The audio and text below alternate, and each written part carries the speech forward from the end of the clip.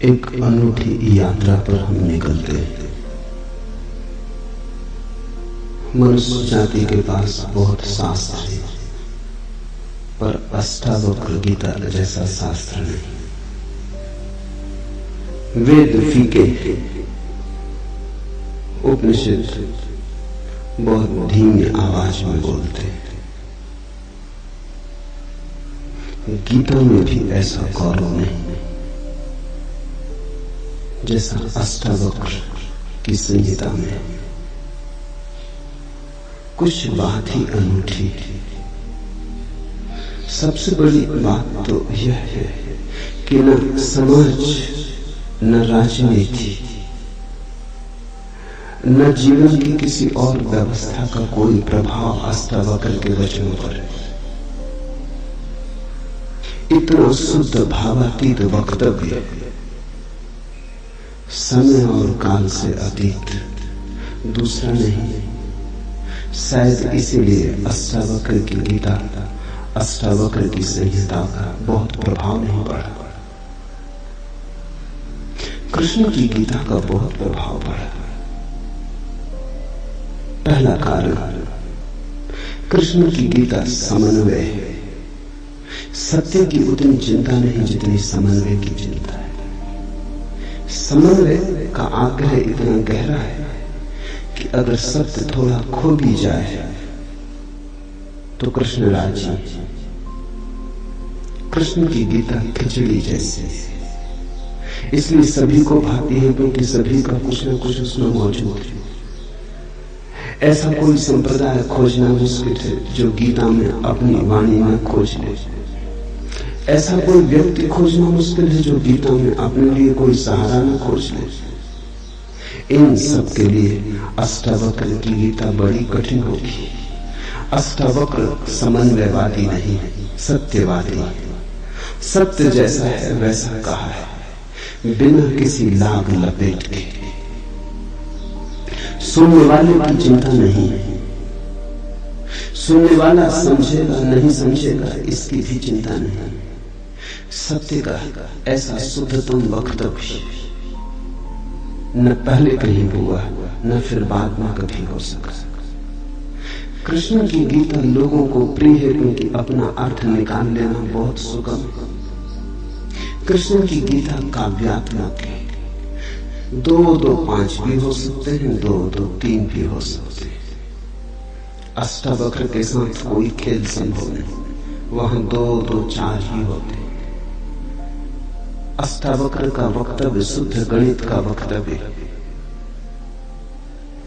वहां काव्य को जरा भी जगह नहीं। वहां कविता के लिए जरा से भी छूट नहीं। जैसा है वैसा कहा है, किसी तरह का समझौता नहीं। कृष्ण की गीता पढ़ो तो भक्त अपना अर्थ निकाल लेता है क्योंकि कृष्ण ने भक्ति की भी बात की। कर्मयोग अपना अर्थ निकाल लेता है क्योंकि कृष्ण ने कर्मयोग की भी बात की। ज्ञानी अपना अर्थ निकाल लेता है क्योंकि कृष्ण ने ज्ञान की भी बात की। कृष्ण कहीं भक्ति को सर्वश्रेष्ठ कहते हैं, कहीं ज्ञान को सर्वश्रेष्ठ कहते हैं, कहीं कर्म को सर्वश्रेष्ठ कहते हैं। कृष्ण का वक्तव्य बहुत राजनीतिक है। वो राजनेता थे, कुशल राजनेता थे। सिर्फ राजनेता थे इतना ही कहना उचित नहीं। कुटिल राजनीतिज्ञ थे, डिप्लोमेट थे। उनके वक्तव्य में बहुत सी बातों का ध्यान रखा गया है, इसलिए सभी को गीता भाषा थी। इसलिए तो गीता पर हजारों टीकाएं हैं। अष्टावक्र पर कोई चिंता नहीं करता, क्योंकि अष्टावक्र के साथ राजी होना हो तो तुम्हें अपने को छोड़ना पड़ेगा। बेशर्त तुम अपने को न ले जा सकोगे। तुम पीछे रहोगे तो ही जा सकोगे। कृष्ण के साथ तुम अपने को ले जा सकते हो। कृष्ण के साथ तुम्हें बदलने की कोई भी जरूरत नहीं। कृष्ण के साथ तुम मौजूद कर सकते हो। इसलिए सभी सांप्रदायिकों ने कृष्ण की गीता पर टीकाएं लिखी। शंकर ने, रामानुज ने, निम्बार्क ने, बल्लभ ने, सबने अपने अर्थ निकाल लिए। कृष्ण ने कुछ ऐसी बात कही है जो बहुअर्थी है, इसलिए मैं कहता हूं काव्यात्मक है। कविता में से मन चाहे अर्थ निकल सकते। कृष्ण का वक्तव्य ऐसा है जैसे वर्षा में बादल गिरते, जो चाहो देख लो। कोई देखता है हाथी की सूंड, कोई चाहे गणेश जी को देख ले। किसी को कुछ भी नहीं दिखाई पड़ता, वो कहता कहां की फिजूल बातें कर रहे हो। बादल है, धुआं, इसमें कैसी आकृतियां देख रहे हैं। पश्चिम में वैज्ञानिक मन के परीक्षण के लिए स्याही के धब्बे ब्लॉटिंग पेपर पर डाल देते हैं और व्यक्ति को कहते हैं देखो इसमें क्या दिखाई पड़ता है। व्यक्ति को अवसर देखता है, उसे कुछ ना कुछ दिखाई पड़ता है। वहां कुछ भी नहीं, सिर्फ ब्लॉटिंग पेपर पर स्याही के धब्बे बेतरतीब फेंके गए, सोच विचार के भी फेंके नहीं गए हैं। ऐसे ही बोतल उन्हें दी है, लेकिन देखने वाला कुछ ना कुछ खोज लेता है। जो देखने वाला खोजता है वो उसके मन में वो आरोपित कर लेता। तुमने भी देखा होगा, दीवार पर वर्षा का पानी पड़ता है, लकीरें खिंचती, कभी आदमी की शक्ल दिखाई पड़ती है, कभी घोड़े की शक्ल दिखाई पड़ती है। तुम जो देखना चाहते हो आरोपित कर लेते हो। रात के अंधेरे में कपड़ा टंगा, भूत प्रेत दिखाई पड़ जाते। कृष्ण की गीता ऐसी ही है, जो तुम्हारे मन में है दिखाई पड़ जाए। तो शंकर ज्ञान देख लेते हैं, रामानुज भक्ति देख लेते हैं, तिलक कर्म देख लेते हैं, और सब अपने घर प्रसन्नचित लौट आते कि ठीक कृष्ण वही कहते हैं जो हमारी मान्यता है। इमर्सन ने लिखा है कि एक बार एक पड़ोसी प्लेटो की किताबें उनसे मांग के ले गए। अब प्लेटो 2000 साल पहले हुआ और दुनिया के थोड़े से अनूठे विचारकों में से एक। कुछ दिनों बाद इमर्सन ने कहा किताबें पढ़नी हो तो वापस कर दें। वो पड़ोसी लौटा गया। इमर्सन ने पूछा कैसी लगी। उस आदमी ने कहा कि ठीक, इस आदमी प्लेटो के विचार मुझसे मिलते जुलते। कई दफे तो मुझे ऐसा लगा कि इस आदमी को मेरे विचारों का पता कैसे चल गया। प्लेटो 2000 साल पहले हुआ है। इसको शक हो रहा है कि इसने कहीं मेरे विचार तो नहीं चुरा लिए।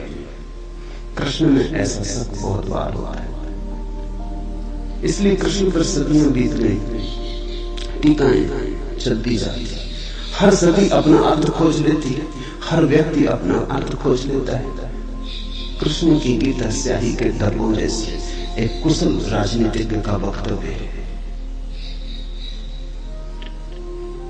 अष्टावक्र की गीता में तुम कोई अर्थ न खोज पाओगे। तुम अपने को छोड़ के चलोगे तो ही अष्टावक्र की गीता स्पष्ट होगी। अष्टावक्र का सुस्पष्ट संदेश, उसमें जरा भी तुम अपनी व्याख्या न डाल सकोगे। इसलिए लोगों ने टीकाएं नहीं लिखी। टीका लिखने की जगह नहीं, तोड़ने मरोड़ने का उपाय नहीं है, तुम्हारे मन के लिए सुविधा नहीं है कि तुम कुछ डाल दो। अष्टावक्र ने इस तरह से वक्तव्य दिया है कि सदियां बीत गई, उस वक्तव्य में कोई कुछ जोड़ नहीं पाया, घटा नहीं पाया। बहुत कठिन है ऐसा वक्तव्य देना। शब्द के साथ ऐसी कुशलता बड़ी कठिन है। इसलिए मैं कहता हूं एक अनूठी यात्रा तुम शुरू कर रहे हो। अष्टावक्र में राजनीतिज्ञों की कोई उत्सुकता नहीं, न तिलक की, न अरविंद की, न गांधी की, न विनोबा की, किसी की कोई उत्सुकता नहीं, क्योंकि तुम अपना खेल न खेल पाओगे। तिलक को उकसाना है देशभक्ति, उठाना है कर्म का ज्वार। कृष्ण की गीता सहयोगी बन जाएगी। कृष्ण हर किसी को कंधा देने को तैयार है। कोई भी चला लो गोली उनके कंधे पर रख, वो राजी। कंधा उनका, पीछे छिपने की तुम्हें सुविधा है, और उनके पीछे से गोली चलाओ तो गोली भी बहुमूल्य मालूम पड़ती। अष्टावक्र किसी को कंधे पर हाथ भी नहीं रखने देते। इसलिए गांधी की कोई उत्सुकता नहीं, तिलक की कोई उत्सुकता नहीं, अरविंद विनोबा को कुछ लेना देना नहीं, क्योंकि तुम कुछ थोप ना सकोगे। राजनीति की सुविधा नहीं है। अष्टावक्र राजनीतिक पुरुष नहीं।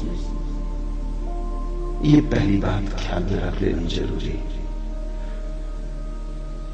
ऐसा सुस्पष्ट खुले आकाश जैसा वक्तव्य जिसमें बादल है ही नहीं, तुम कोई आकृति देख ना पाओगे।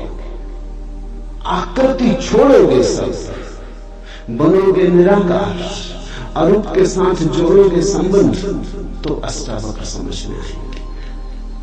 अष्टावक्र समझना चाहो तो ध्यान की गहराई में उतरना होगा। कोई व्याख्या से काम होने वाला नहीं। और ध्यान के लिए भी अष्टावक्र नहीं कहते कि तुम बैठ के राम राम जपो। अष्टावक्र कहते हैं तुम कुछ भी करो वो ध्यान ना होगा।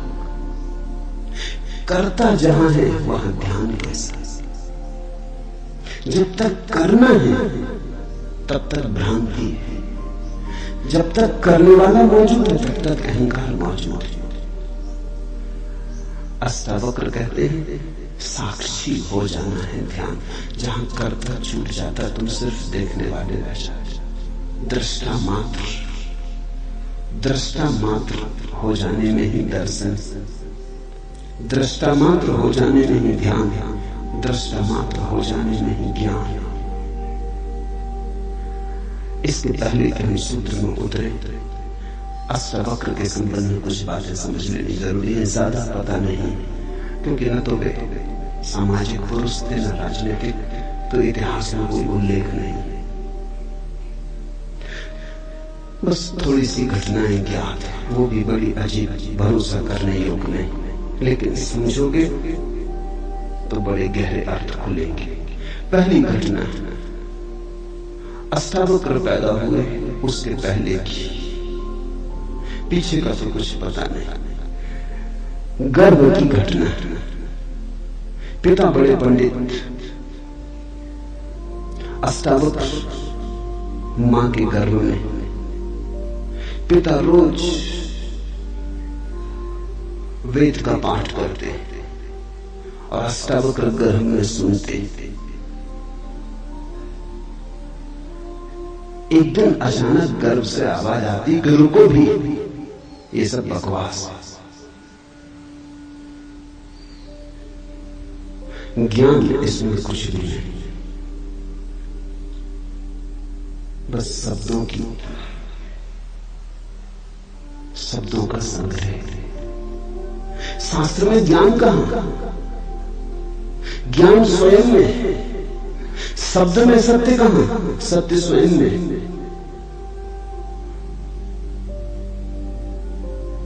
पिता स्वभावतः नाराज हुए। एक तो पिता, फिर पंडित,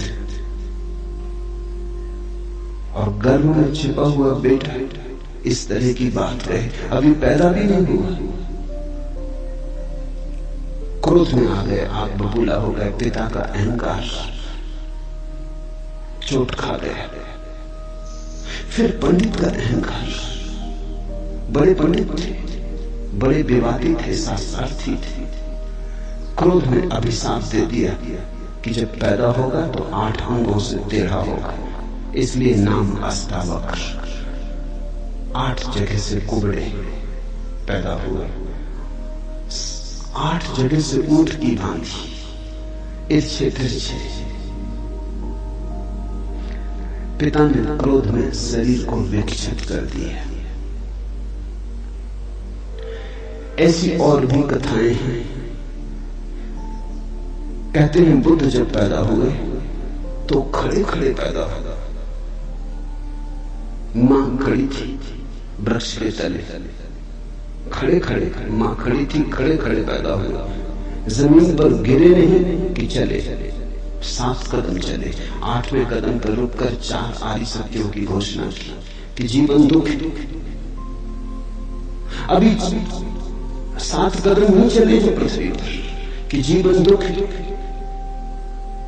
कि दुख से मुक्त होने की संभावना है, कि दुख मुक्ति का उपाय है, कि दुख मुक्ति की अवस्था है, निर्माण की अवस्था है। लाओ त्सु के संबंध में कथा है कि लाओ त्सु बूढ़े पैदा हुए, 80 वर्ष के पैदा हुए, 80 वर्ष तक घर में ही रहे। कुछ करने की चाह ही न थी तो गर्भ से निकलने की चाह भी न हुई, कोई वासना ही न थी तो संसार में आने की भी वासना न हुई। जब पैदा हुए तो सफेद बाल थे, 80 वर्ष के बूढ़े थे।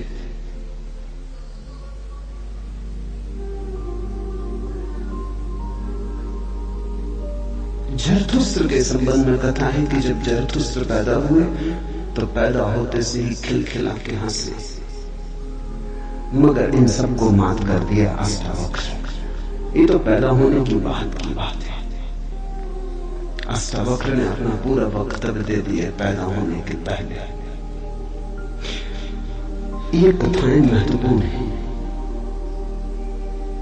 इन कथाओं में इन व्यक्तियों के जीवन की सारी सार संपदा है, निचोड़ है।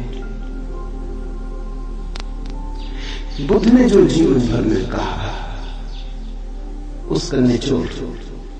बुद्ध ने अष्टांगिक मार्ग का उपदेश दिया तो 7 कदम चले, 8वें पर रुक गए। 8 अंग है कुल। पहुंचने की अंतिम अवस्था है सम्यक समाधि। उस समाधि की अवस्था में ही पता चलता है जीवन के पूरे सत्य का। वो 4 आर्य सत्यों की घोषणा कर दी। लाओ त्सु बूढ़ा पैदा हुआ। लोगों को 80 साल लगते हैं, तब भी ऐसी समझ नहीं आ पाती। बूढ़े होकर भी लोग बुद्धिमान कहां हो पाते। बूढ़ा होना और बुद्धिमान होना पर्यायवाची तो नहीं। बाल तो धूप में भी पकाए जा सकते हैं। लाओ त्सु की कथा इतना ही कहती है कि अगर जीवन में त्वरा हो, तीव्रता हो, तो जो 80 साल में घटता है वो 1 क्षण में घट सकता है। प्रज्ञा की तीव्रता हो तो 1 क्षण में घट सकता है। बुद्धि मलिन हो तो 80 साल में भी कहां घटता है। जरथुस्त्र जन्म के साथ ही हंसे। जरथुस्त्र का धर्म अकेला धर्म है दुनिया में जिसको हंसता हुआ धर्म कह सकते। अति पार्थिव पृथ्वी का धर्म है। इसलिए तो पारसी दूसरे धार्मिकों को धार्मिक नहीं मालूम होते। नाचते गाते प्रसन्न। जरथुस्त्र का धर्म हंसता हुआ धर्म, जीवन के स्वीकार का धर्म, निषेध नहीं, त्याग नहीं। तुमने कोई पारसी साधु देखा? नंग धड़ंग खड़ा हो जाए, छोड़ दे, धूप में खड़ा हो जाए, धूनी रमा के बैठ जाए। नहीं, पारसी धर्म में जीवन को सताने, कष्ट देने की कोई व्यवस्था नहीं। जरथुस्त्र का सारा संदेश यही है कि जब हंसते हुए परमात्मा को पाया जा सकता है तो रोते हुए क्यों पाना। जब नाचते हुए पहुंच सकते हैं उस मंदिर तक तो नाहक कांटे क्यों बोने। जब फूलों के साथ जाना हो सकता है तो ये दुखवाद क्यों। इसलिए ठीक है, प्रतीक ठीक है कि जरथुस्त्र पैदा होते हैं हंसे। इन कथाओं में इतिहास मत खोजना, ऐसा हुआ है ऐसा नहीं है। लेकिन इन कथाओं में एक बड़ा गहरा अर्थ है। तुम्हारे पास एक बीज पड़ा है। जब तुम बीज को देखते हो तो इससे पैदा होने वाले फूल की कोई भी तो खबर नहीं मिलती। ये क्या हो सकता है इसकी भनक भी तो नहीं आती। ये कमल बनेगा, खिलेगा, जल में रहेगा और जल से अछूता रहेगा, सूरज की किरणों पर नाचेगा और सूरज भी ईर्ष्यालु होगा इसके सौंदर्य से, इसकी कोमलता से। इसके अपूर्व गरिमा, इसके प्रसाद से इसकी सुगंध आकाश में उड़ेगी। ये बीज को देखकर तो पता भी नहीं चलता,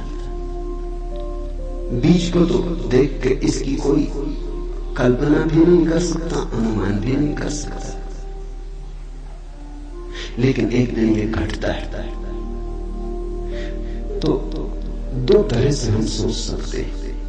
या तो हम बीज को पकड़ लें जोर से और हम कहें जो बीज में दिखाई नहीं पड़ा वो कमल में भी घट नहीं सकता। ये भ्रम, ये धोखा है, ये झूठ। जिनको हम तर्कनिष्ठ कहते हैं, संदेहशील कहते हैं, उनका यही आधार है। वो कहते हैं जो बीज में नहीं दिखाई पड़ा वो फूल में हो नहीं सकता, कहीं भ्रांति हो रही है। इसलिए संदेहशील व्यक्ति बुद्ध को मान नहीं पाता, महावीर को स्वीकार नहीं कर पाता, जीसस को अंगीकार नहीं कर पाता, क्योंकि वो कहते हैं हमने जाना इनको। जीसस अपने गांव में आए, बड़े हैरान हुए, गांव के लोगों ने कोई चिंता ही न की। जीसस का वक्तव्य है कि पैगंबर की अपने गांव में पूजा नहीं होती। कारण क्या रहा होगा, क्यों नहीं होती गांव में पूजा पैगंबर की? गांव के लोगों ने बचपन से देखा बड़ी जोसेफ का लड़का है, लकड़ियां ढोते देखा, रिंदा चलाते देखा, लकड़ियां चीरते देखा, पसीने से लथपथ देखा, सड़कों पर खेलते देखा, झगड़ते देखा। गांव के लोग इसे बचपन से जानते हैं, बीज की तरह देखा। आज अचानक ये हो कैसे सकता है कि परमात्मा का पुत्र हो गए? नहीं नहीं, जिसने बीज को देखा है वो फूल को मान नहीं पाता। वो कहता है जरूर धोखा होगा, बेईमानी होगी, ये आदमी पाखंडी। बुद्ध अपने घर वापस लौटे तो पिता, सारी दुनिया को जो दिखाई पड़ रहा था वो पिता को दिखाई नहीं पड़ा।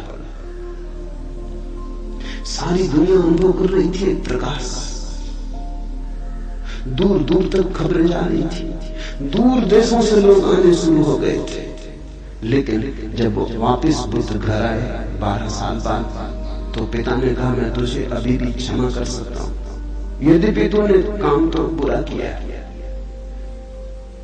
सताया तो तूने हमें, अपराध तो तूने किया, लेकिन मेरे पास पिता का हृदय, मैं माफ कर दूंगा, द्वार तेरे लिए खुले, मगर फेंके भिक्षा का पात्र, हटाइए भिक्षु का वेश, ये सब नहीं चलेगा।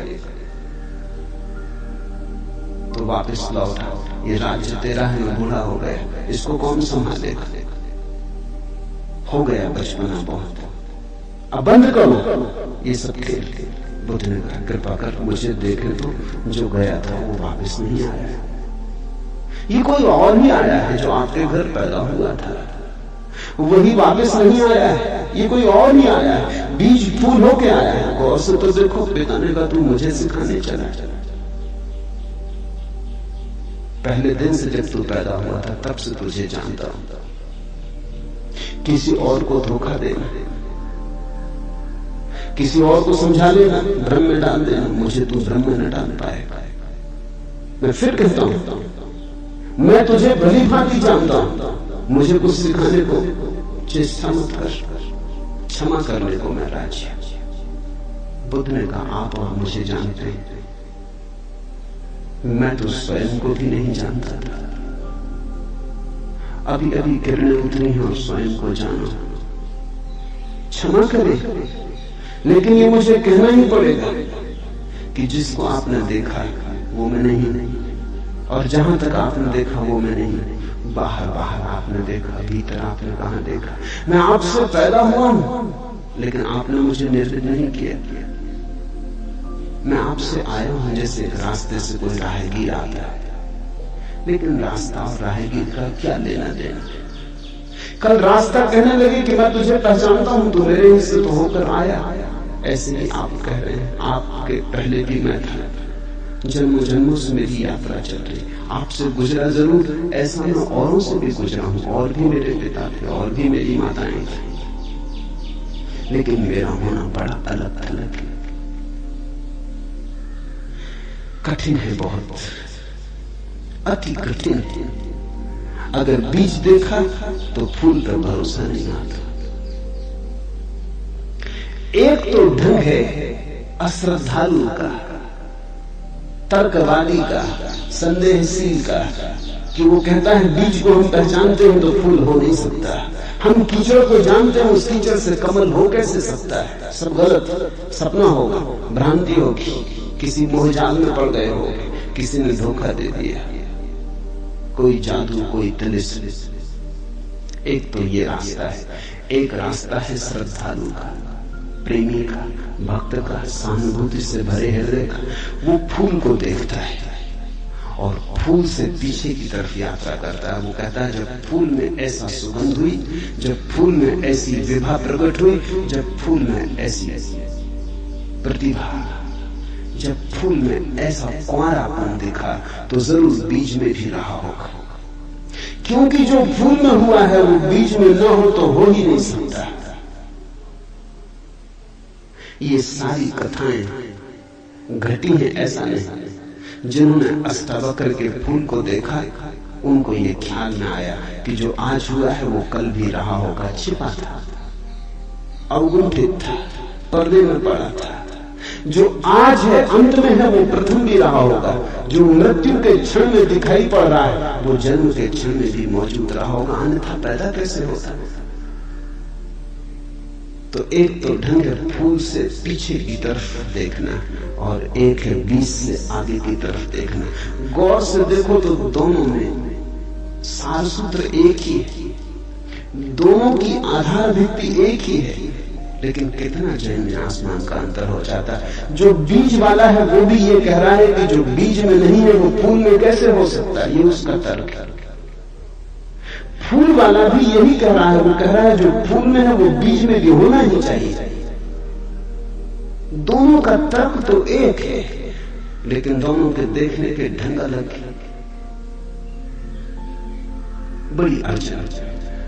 मुझसे कोई पूछता था कि आपके साथ बचपन में बहुत लोग पढ़े होंगे, स्कूल में, कॉलेज में, वे दिखाई नहीं पड़ते, वे कैसे दिखाई पड़ सकते? उनको बड़ी अड़चन, वो भरोसा नहीं कर सकते, अति कठिन है। कल ही मेरे पास रायपुर से किसी ने एक अखबार भेजा, श्री हरसिंगर परसाई ने एक लेख मेरे खिलाफ लिखा। वो मुझे जानते हैं, कॉलेज के दिनों से जानते हैं, हिंदी के मूर्धन्य व्यंग लेखक। मेरे मन में उनकी कृतियों का आदर है। लेख में उन्होंने लिखा है कि जबलपुर की हवा में कुछ खराबी है,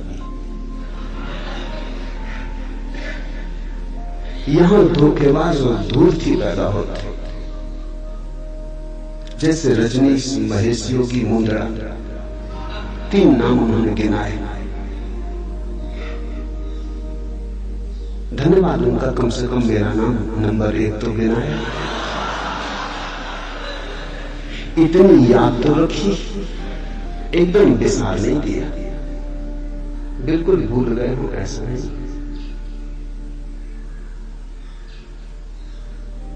लेकिन अड़चन स्वाभाविक है, सीधी साफ है, मैं उनकी बात समझ सकता हूं।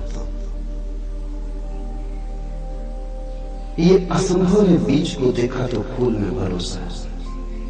फिर जिन्होंने फूल को देखा उन्हें बीज में भरोसा मुश्किल हो जाता है।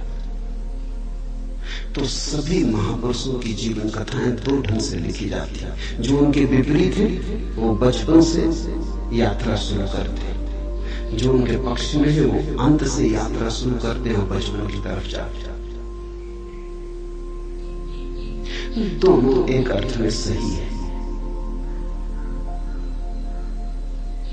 लेकिन जो बचपन से यात्रा करके अंत की तरफ जाते हैं वो वंचित रह जाते हैं। उनका सही होना उनके लिए आत्मघाती है। जो अंत से यात्रा करते हैं वो पीछे की तरफ जाते हैं, वो धन्यभागी, क्योंकि बहुत कुछ उन्हें अनायास मिल जाता है जो कि पहले तर्कवादियों को नहीं मिल पाता।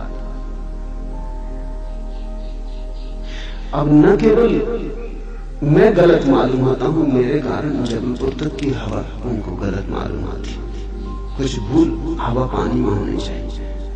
यदि मैं उनको कहना चाहूंगा जबलपुर को कोई हक नहीं है मेरे संबंध में, हवा पानी को अच्छा या खराब तय करेगा। जबलपुर से मेरा कोई बहुत नाता नहीं, थोड़े दिन वहां था। महेश जोगी भी थोड़े दिन वहां थे, उनका भी कोई नाता नहीं। हम दोनों का नाता किसी और जगह से। उस जगह के लोग इतने सोए हैं कि उन्हें अभी खबर ही नहीं। महेश योगी और मेरा जन्म पास ही पास हुआ, दोनों गाडरवाड़ा के आसपास पैदा हुए। उनका जन्म चिचली में हुआ, मेरा जन्म कुचवाड़ी में हुआ। अगर हवा पानी खराब है तो वहां का होगा। इसका दुख गाडरवाड़ा को होना चाहिए, कभी होगा। यह सुख जबलपुर को इसमें बीच में आना नहीं चाहिए। लेकिन मन कैसे तर्क रचता है। अब जो अष्टावक्र की कथा को देखेगा वो सुनते से ही कह देगा गलत, असंभव। ये तो कथा जिन्होंने लिखी है उनको भी पता है कि कहीं कोई गर्व से बोलता है। वो तो केवल इतना कह रहे हैं कि जो आखिर में प्रकट हुआ वो गर्भ में मौजूद रहा होगा। जो वाणी आखिर में खिली वो किसी न किसी गहरे तल पर गर्भ में भी मौजूद रही होगी, अन्यथा खिलती कहां से, आती कहां से? सुनने से थोड़ी कुछ आता है, हर चीज के पीछे कारण है। नहीं देख पाए हो हम, लेकिन था तो मौजूद। ये सारी कथाएं इसी का सूचन देती हैं। अष्टावक्र के संबंध में दूसरी बात जो ज्ञात है वो है जब वे 12 वर्ष के थे। बस 2 ही बातें ज्ञात हैं। तीसरी उनकी अष्टावक्र गीता है, या कुछ लोग कहते हैं अष्टावक्र संहिता। जब वे 12 वर्ष के थे तो एक बड़ा विशाल शास्त्रार्थ जनक ने रचा। जनक सम्राट थे और उन्होंने सारे देश के पंडितों को निमंत्रण दिया और उन्होंने 1000 गायें राजमहल के द्वार पर खड़ी कर दी और उन गायों के सींगों पर सोना मर दिया और हीरे जवाहरात लटका दिए और कहा जो भी विजेता होगा वो इन गायों को हाँक के ले जाए। बड़ा विवाद हुआ। अष्टावक्र के पिता भी उस विवाद में गए। खबर आई सांझ होते होते कि पिता हार रहे हैं। सबसे तो जीत चुके थे, वंदन नाम के एक पंडित से हारे जा रहे। ये खबर सुन के अष्टावक्र भी राजमहल पहुंच गया। सभा सजी थी, विवाद अपनी आखिरी चरम अवस्था में था, निर्णायक घड़ी करीब आती थी। पिता के हारने की स्थिति बिल्कुल पूरी तय हो चुकी थी। अब हारे तब हारे की अवस्था थी। अष्टावक्र दरबार में भीतर चला गया। पंडितों ने उसे देखा, महापंडित इकट्ठे थे। उसका 8 अंगों से टेढ़ा मेढ़ा शरीर, वो चलता तो भी देख के लोगों को हंसी आती। उसका चलना भी बड़ा हास्यास्पद था। सारी सभा हंसने लगी। अष्टावक्र भी खिल के हंसा। जनक ने पूछा, और सब हंसते हैं वो तो मैं समझ गया क्यों हंसते हैं, लेकिन बेटे तू क्यों हंसा? अष्टावक्र ने कहा, मैं इसलिए हंस रहा हूं कि इन चमारों की सभा में सत्य का निर्णय हो रहा है। बड़ा आदमी अनूठा रहा होगा। ये चमार यहां क्या कर रहे हैं? सन्नाटा छा गया। चमार? सम्राट ने पूछा, तेरा मतलब? उसने कहा, सीधी सी बात है, इनको चमड़ी ही दिखाई पड़ती, मैं नहीं दिखाई पड़ता। मुझसे सीधा साधा आदमी खोजना मुश्किल हो तो इनको दिखाई ही नहीं पड़ता, इनको आड़ा टेढ़ा शरीर दिखाई पड़ता। ये चमार, ये चमड़ी के बाल की। राजा मंदिर के टेढ़े होने से कहीं आकाश टेढ़ा होता है।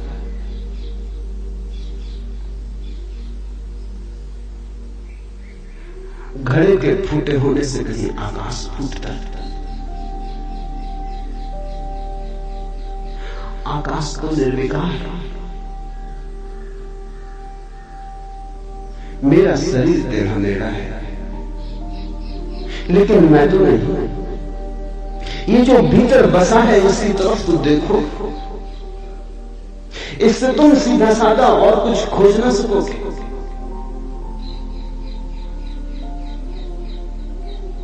ये बड़ी चौंकाने वाली घोषणा थी। सन्नाटा छा गया होगा।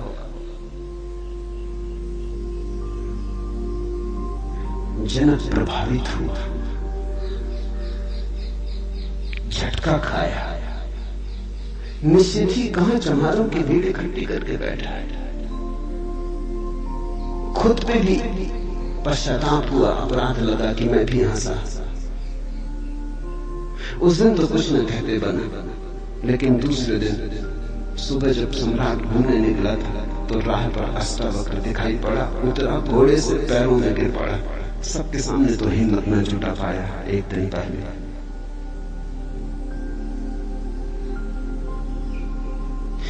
दिन पहले तो कहा था, बेटे तू क्यों हंसता है?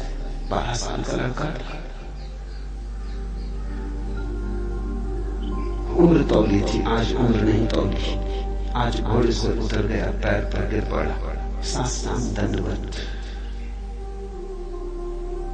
और कहा, पधारे राजमहल, मेरी जिज्ञासाओं का समाधान कर। हे प्रभु, आए मेरे घर। बात मेरी समझ में आ गई। रात भर में सो न सका। ठीक ही कहा, शरीर को ही जो पहचानते हैं उनकी पहचान गहरी कहां। आत्मा के संबंध में विवाद कर रहे हैं, और अभी भी शरीर में रस और विरस पैदा होता है, घृणा, आकर्षण पैदा होता है।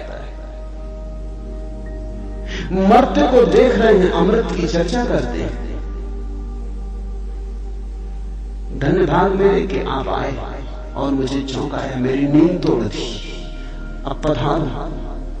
राजमहल में उसने बड़ी सजावट कर रखी, स्वर्ण सिंहासन पर बिठाया था इस 12 साल के अष्टावक्र, और उससे जिज्ञासा की।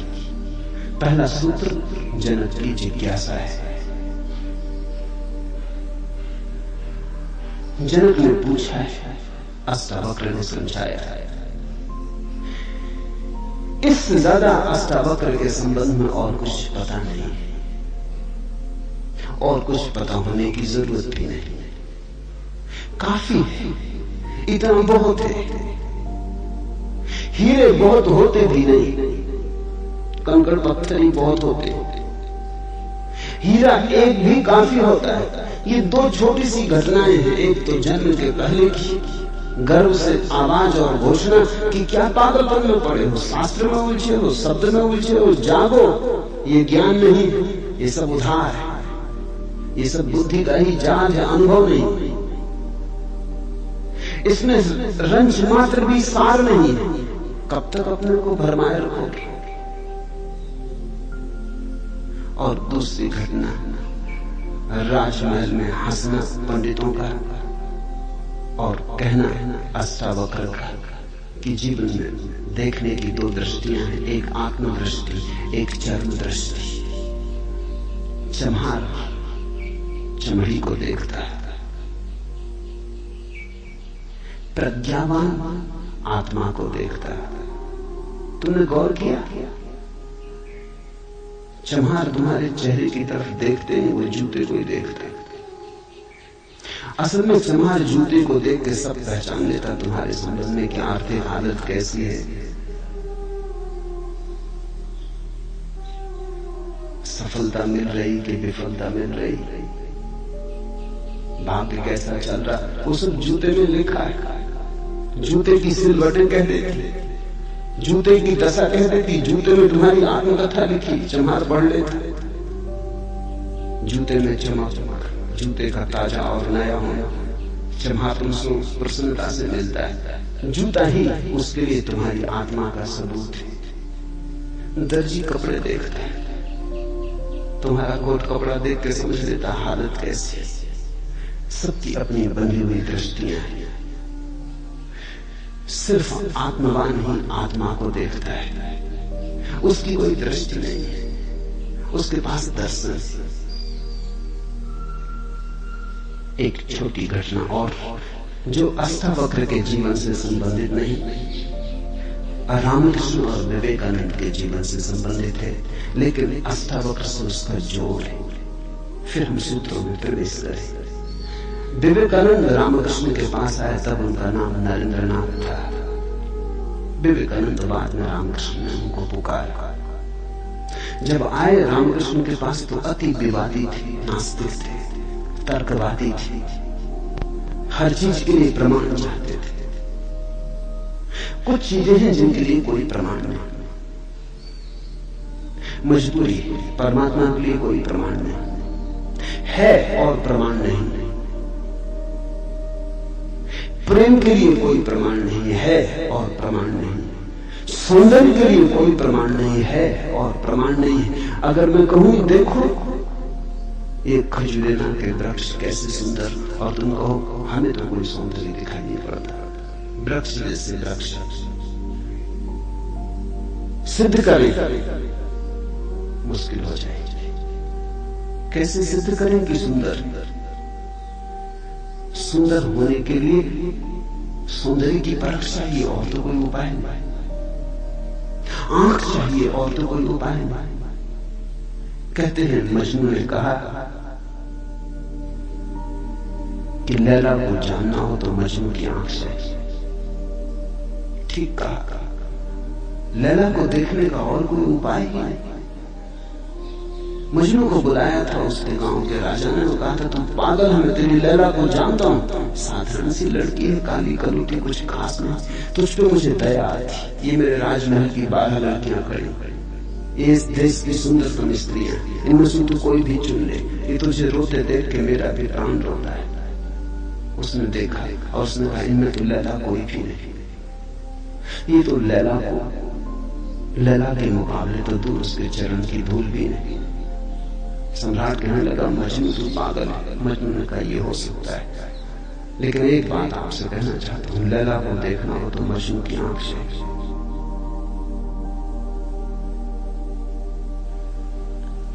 ठीक कहा मजनू। अगर वृक्षों के सौंदर्य को देखना हो तो कला की आंख चाहिए और कोई प्रमाण नहीं। अगर किसी के प्रेम को पहचानना हो तो प्रेमी का हृदय चाहिए और कोई प्रमाण नहीं। और परमात्मा तो इस जगत के सारे सौंदर्य और सारे प्रेम और सारे सत्य का इकट्ठा नाम है। उसके लिए तो ऐसा निर्विकार चित्त चाहिए, ऐसा साक्षी भाव चाहिए जहां कोई शब्द न रह जाए, कोई विचार न रह जाए, कोई तर्क न उठे, वहां कोई धूल न रह जाए। मन की और चित्त का दर्पण परिपूर्ण शुद्ध हो। प्रमाण कहां? रामकृष्ण से विवेकानंद का प्रमाण चाहिए। है परमात्मा तो प्रमाण दे। और विवेकानंद को देखा रामकृष्ण ने, बड़ी थी संभावना इस युवक की, बड़ी थी यात्रा इसके भविष्य की, बहुत कुछ होने को पड़ा था इसके भीतर, बड़ा खजाना था उससे ही अपरिचित है। रामकृष्ण ने देखा इस युवक के पिछले जन्मों में झांका, ये बड़ी संपदा, बड़े पुण्य की संपदा लेकर आ रहा है। ये ऐसे ही तर्क में दबा न रह जाए, कराए उठाओगा पीड़ा और करुणा से रामकृष्ण का हृदय।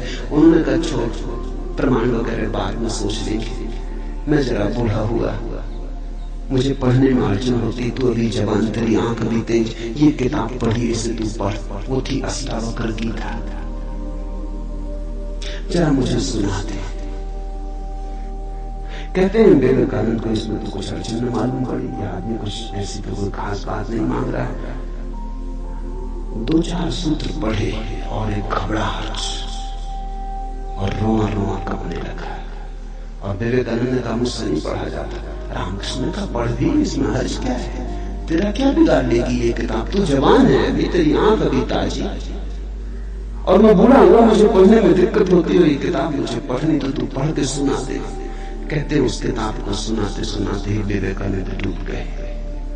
रामकृष्ण ने देखा इस व्यक्ति के भीतर बड़ी संभावना है, बड़ी शुद्ध संभावना है, जैसे एक बोधिसत्व की होती, जो कभी न कभी बुद्ध होना जिसका निर्णय थे। आज नहीं कल भटके कितना है बुद्धत्व जिसके पास चला आ रहा। क्यों अष्टावक्र की गीता रामकृष्ण ने कही कि तू पढ़ के मुझे सुनाते, क्योंकि इससे ज्यादा शुद्धतम वक्तव्य और कोई नहीं। ये शब्द भी अगर तुम्हारे भीतर पहुंच जाए तो तुम्हारी सोई हुई आत्मा को जगाने लगेगा। ये शब्द तुम्हें तरंगायित करेंगे, ये शब्द तुम्हें आह्लादित करेंगे, ये शब्द तुम्हें झकझोरेंगे। इन शब्दों के साथ क्रांति घटित हो सकती। अष्टावक्र की गीता को मैंने यूं ही नहीं चुना है और जल्दी नहीं चुना है, बहुत देर करके चुना है, सोच विचार के। दिन थे जब मैं कृष्ण की गीता पर बोला, क्योंकि भीड़ भाड़ मेरे पास थी। भीड़ भाड़ के लिए अष्टावक्र गीता का कोई अर्थ न था। बड़ी चेष्टा करके भीड़ भाड़ से छुटकारा पाया है। अब तो थोड़े से विवेकानंद यहां हैं, अब तो उनसे बात करनी है जिनकी बड़ी संभावना है। उन थोड़े से लोगों के साथ मेहनत करनी है जिनके साथ मेहनत का परिणाम हो सकता है। अब हीरे तराशने, कंकड़ पत्थरों पर ये छेनी खराब नहीं करनी, इसलिए चुनी है अष्टावक्र की गीता। तुम तैयार हुए हो इसलिए चुनी। पहला सूत्र, जनक ने कहा, हे प्रभु, पुरुष ज्ञान को कैसे प्राप्त होता है और मुक्ति कैसे होगी और वैराग्य कैसे प्राप्त होगा, यह मुझे कहिए। एतत् मम ब्रूहि प्रभु, मुझे समझाएं प्रभु। 12 साल के लड़के से सम्राट जनक का कहना है, प्रभु भगवान मुझे समझाएं। एतत् मम ब्रूहि, मुझे ना समझ को कुछ समझ दे, मुझे अज्ञानी को जगाएं। 3 प्रश्न पूछे। कथम ज्ञान, कैसे होगा ज्ञान? साधारणता तो हम सोचेंगे कि ये भी कोई पूछने की बात है, किताबों में भरा पड़ा है। जनक भी जानता था किताबों में भरा पड़ा है, वो ज्ञान नहीं, वो केवल ज्ञान की धूल है, राख है।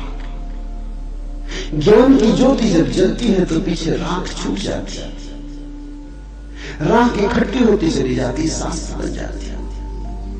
वेद राख, कभी जलते हुए अंगारे थे, ऋषियों ने अपनी आत्मा में जलाया, फिर राख रह गए, फिर राख संयोजित की जाती, संग्रहित की जाती, सुव्यवस्थित की जाती। जैसे जब आदमी मर जाता है तो हम उसकी राख इकट्ठी कर लेते, उसको फूल कहते हैं। बड़े मजेदार लोग हैं जिंदगी में जिसको फूल नहीं कहा, उसकी हड्डी वड्डियां इकट्ठी कर लाते हैं, कहते फूल संजोला है, फिर संभाल कर रखते, मंजूसा बनाते।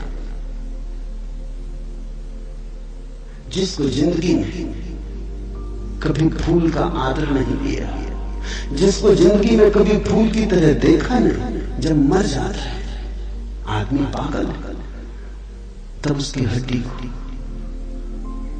राख, फूल कहते हैं।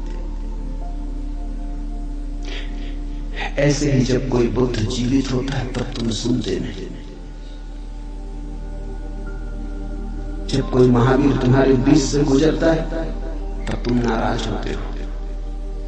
लगता है यह आदमी तुम्हारे सपने तोड़ रहा है या तुम्हारी नींद में दखल डाल रहा है।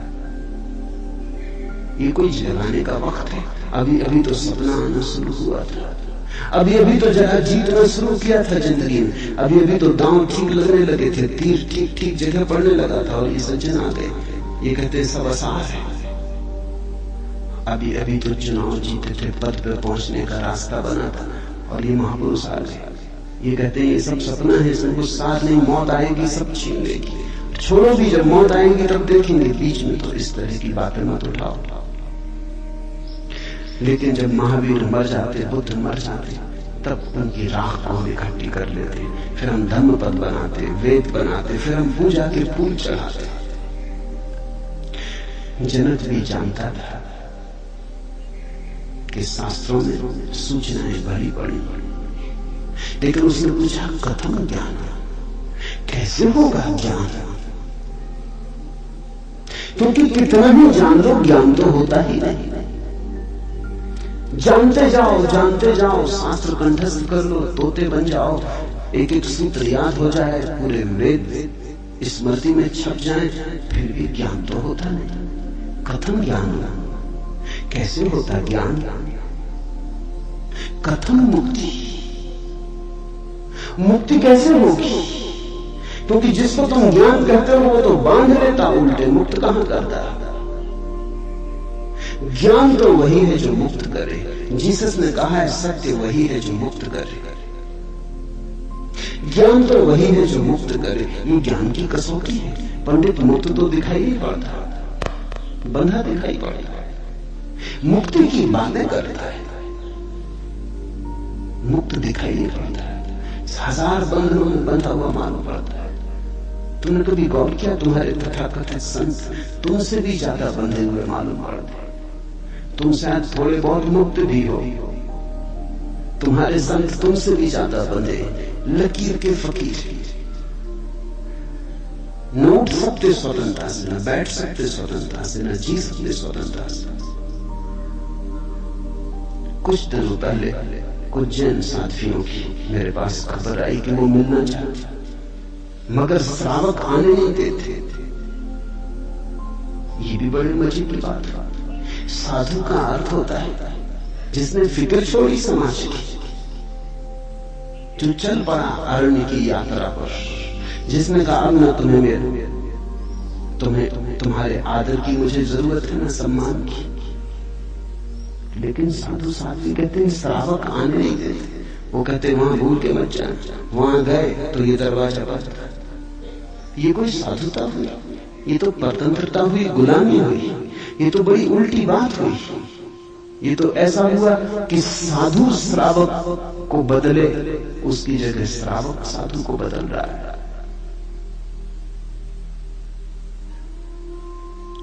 एक मित्र ने आके मुझे कहा एक जैन साथी आपकी किताबें पढ़ती लेकिन चोरी से, टेप भी सुनना चाहती लेकिन चोरी से, और अगर कभी किसी के सामने आपका नाम भी ले दो तो वो इस तरह हो जाती है जैसे उसने कभी आपका नाम सुना ही नहीं। ये मुक्ति हुई। जनक ने पूछा कथम मुक्ति, कैसे होती मुक्ति, क्या है मुक्ति? उस ज्ञान को मुझे समझाएं जो मुक्त कर देता है। स्वतंत्रता मनुष्य की सबसे महत्वपूर्ण आकांक्षा है। सब पालो लेकिन गुलामी अगर रही तो चिपती। सब मिल जाए, स्वतंत्रता न मिले तो कुछ भी नहीं मिला। मनुष्य चाहता है खुला आकाश, कोई सीमा न हो। वो मनुष्य की अंतरतम निगूढ़तम आकांक्षा है, जहां कोई सीमा न हो, कोई बाधा न हो। इसी को परमात्मा होने की आकांक्षा कहो, मोक्ष की आकांक्षा कहो। हमने ठीक शब्द चुना है, मोक्ष। दुनिया की किसी भाषा में ऐसा प्यारा शब्द नहीं। स्वर्ग, फिरदौस, इस तरह के शब्द हैं, लेकिन उन शब्दों में मोक्ष की कोई धुन नहीं। मोक्ष का संगीत ही अनूठा है। उसका अर्थ ही केवल इतना है, ऐसी परम स्वतंत्रता जिस पर कोई बाधा नहीं है। स्वतंत्रता इतनी शुद्ध कि जिस पे कोई सीमा नहीं। पूछा जनक ने कैसे होगी मुक्ति और कैसे होगा वैराग्य? हे प्रभु मुझे समझाकर कहिए।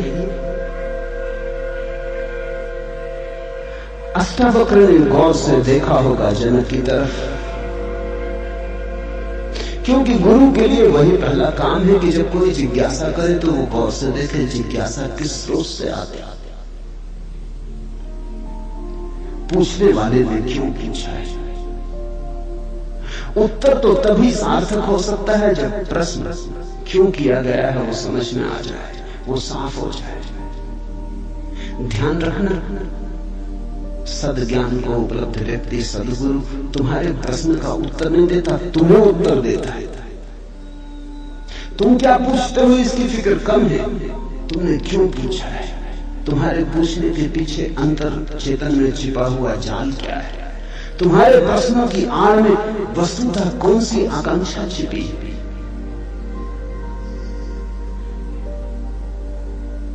दुनिया में 4 तरह के लोग हैं, ज्ञानी, मुमुक्षु, अज्ञानी, मूढ़। और दुनिया में 4 ही तरह की जिज्ञासाएं होती।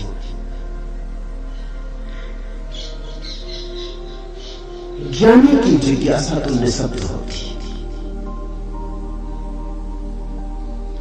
कहना चाहिए ज्ञानी की जिज्ञासा तो जिज्ञासा होती ही नहीं। जान लिया, जानने को कुछ बचा नहीं। पहुंच गए, चित्त निर्मल हुआ, शांत हुआ, घर लौट आए, विश्राम में आ गए।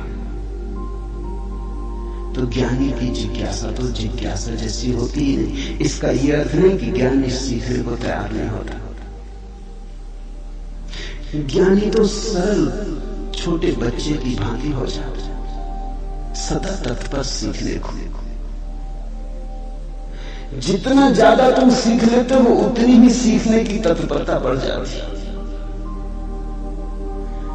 जितने तुम सरल और निष्कपट होते चले जाते हो उतने ही सीखने के लिए तुम खुल जाते हो। आए हवाएं तुम्हारे द्वार खोले पाती, आए सूरज तुम्हारे द्वार पर दस्तक नहीं देनी पड़ती, आए परमात्मा तुम्हें सदा तत्पर पाता है। ज्ञानी ज्ञान को संग्रहित नहीं करता। ज्ञानी सिर्फ ज्ञान की क्षमता को उपलब्ध होता है। इस बात को ठीक से समझ लेना, क्योंकि पीछे ये काम पड़ेगी। ज्ञानी का केवल इतना ही अर्थ है कि जो जानने के लिए बिल्कुल खुला है, जिसका कोई पक्षपात नहीं, जानने के लिए जिसके पास कोई पर्दा नहीं, जिसके पास जानने के लिए कोई पूर्व नियोजित योजना ढांचा नहीं। ज्ञानी का अर्थ है ध्यानी, जो ध्यानपूर्ण है। तो देखा होगा अष्टावक्र ने गौर से, जनक ने झांक के, ये व्यक्ति ज्ञानी तो नहीं है, ये ध्यान को तो उपलब्ध नहीं हुआ है। अन्यथा इसकी जिज्ञासा मौन होती, उसमें शब्द ना होते। बुद्ध के जीवन में उल्लेख है, एक फकीर मिलने आया, एक साधु मिलने आया, एक परिव्राजक घुमक्कड़। उसने आके बुद्ध से कहा, पूछने योग्य शब्द मेरे पास नहीं, क्या पूछना चाहता हूं उसे शब्दों में बांधने की मेरे पास कोई कुशलता नहीं। आप तो जानते ही हैं, समझ ले, जो मेरे योग को कहते हैं, ये ज्ञानी की जिज्ञासा है। बुद्ध चुप बैठे रहे, उन्होंने कुछ भी ना कहा। घड़ी भर बाद जैसे कुछ घटा। वो जो आदमी चुपचाप बैठा बुद्ध की तरफ देखता रहा था, उसकी आंख से आंसू की धार लग गई, चरणों में झुका, नमस्कार किया और कहा, धन्यवाद, खूब धन्यभागी, जो लेने आया था आपने दिया। उठ के चला भी गया। उसके चेहरे पे अपूर्व आभा थी, वो नाचता हुआ गया। बुद्ध के आसपास के शिष्य बड़े हैरान हुए, आनंद में पूछा, बनते भगवान, पहेली हो गई। पहले तो याद नहीं कहता है कि मुझे पता नहीं कैसे पूछूं, पता नहीं किन शब्दों में पूछूं, ये भी पता नहीं क्या पूछने आया हूं। फिर आप तो जानते ही हैं सब, देख ले मुझे, जो मेरे लिए जरूरी हो कह दे। पहले तो ये आदमी जरा पहेली था, ये कोई ढंग हुआ पूछने का। जब तुम्हें यही पता नहीं कि क्या पूछना, तो पूछने क्यों? पूछना क्या? खूब रही। फिर यही बात खत्म न हुई, आप चुप बैठे, सो चुप बैठे रहते। आपको ऐसा कभी मौन देखा नहीं? कोई पूछता तो आप उत्तर देते। कभी कभी तो ऐसा होता कोई नहीं भी पूछता तो भी आप उत्तर देते। आपकी करुणा सदा बहती रहती। क्या हुआ अचानक कि आप चुप रह गए और आंख बंद हो गई? और फिर क्या रहस्य में घटा कि वो आदमी रूपांतरित होने लगा? हमने उसे बदलते देखा, हमने उसे किसी और ही रंग में डूबते देखा, उसमें मस्ती आते देखी। वो नाचता हुआ गया, आंसुओं से भरा हुआ, गदगद आह्लादित, वो चरणों में झुका, उसकी सुगंध हमें भी छुई। ये हुआ क्या? आप कुछ बोले नहीं, उसने सुना कैसे? और हम तो कितने दिनों से, वर्षों से आपके पास, हम पर आपकी कृपा कम है क्या? ये प्रसाद जो उसे दिया हमें क्यों नहीं मिलता? लेकिन ध्यान रहे उतना ही मिलता है जितना तुम ले सकते हो। बुद्ध ने कहा सुनो, घोड़े, आनंद से घोड़े की बात की क्योंकि आनंद क्षत्रिय था, बुद्ध का चचेरा भाई था और बचपन से ही घोड़े का बड़ा शौक था। उसे घुड़सवार था, प्रसिद्ध घुड़सवार था, प्रतियोगी था बड़ा। सुन आनंद, बुद्ध ने कहा घोड़े 4 प्रकार के होते। एक तो मारो भी तो भी टस से मस नहीं होते, रद्दी से रद्दी घोड़े, जितना मारो उतना ही हठयोगी हो जाते, घाट बांध के खड़े हो जाते। तुम मारो तो वो जिद बना लेते कि देखें कौन जीतता। फिर दूसरे तरह के घोड़े होते हैं, मारो तो चलते हैं, ना मारो तो नहीं चलते, कम से कम पहले से बेहतर। फिर तीसरे तरह के घोड़े होते हैं, कोड़ा फटकारो, मारना काफी जरूरी नहीं, सिर्फ कोड़ा फटकारो, आवाज काफी। और भी कुलीन होते, दूसरे से भी बेहतर। फिर आनंद, तुझे जरूर पता होगा ऐसे भी घोड़े होते कि कोड़े की छाया देख के भागते, फटकारना भी नहीं पड़ता। ये ऐसा ही घोड़ा था, छाया काफी। अष्टावक्र ने देखा होगा गौर से, जब तुम आके मुझसे कुछ पूछते हो तो तुम्हारे प्रश्न से ज्यादा महत्वपूर्ण सवाल तुम हो। कभी कभी तुम्हें भी ऐसा लगता होगा कि तुमने जो नहीं पूछा था वो मैंने उत्तर दिया है, और कभी कभी तुम्हें ऐसा भी लगता होगा कि शायद मैं टाल गया तुम्हारे प्रश्न को, बचाव कर गया, कुछ और उत्तर दे गया। लेकिन सदा तुम्हारी भीतरी जरूरत ज्यादा महत्वपूर्ण। तुम क्या पूछते हो ये उतना महत्वपूर्ण नहीं, क्योंकि तुम्हें खुद ही ठीक पता नहीं तुम क्या पूछते हो, क्यों पूछते हो।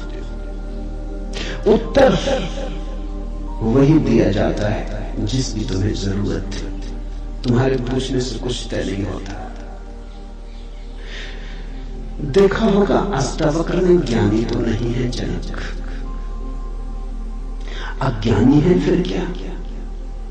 अज्ञानी भी नहीं, क्योंकि अज्ञानी तो अकड़ा भरा होता है। अज्ञानी तो झुकना जानता ही नहीं। ये तो मुझे 12 साल की उम्र के लड़के के पैरों में झुक गया है, साष्टांग दंडवत की। ये अज्ञानी के लिए असंभव है। अज्ञानी तो समझता है कि मैं जानता ही हूं, मुझे कौन समझाएगा। अज्ञानी अगर कभी पूछता भी है तो तुम्हें गलत सिद्ध करने को पूछता है, क्योंकि अज्ञानी तो ये मान के चलता है कि पता तो मुझे है ही, देखे इनको भी पता है या नहीं। अज्ञानी परीक्षा के लिए पूछता है। नहीं, इसकी आंखें जनक की तो बड़ी निर्मल। मुझ 12 साल के अनजान अपरिचित लड़के को सम्राट होते हुए भी इसने कहा एतत् मम ब्रूहि प्रभु, हे प्रभु मुझे समझा के कहे। नहीं, ये विनयशील है, अज्ञानी तो नहीं। मूढ़ है क्या फिर? मूढ़ तो पूछते ही नहीं।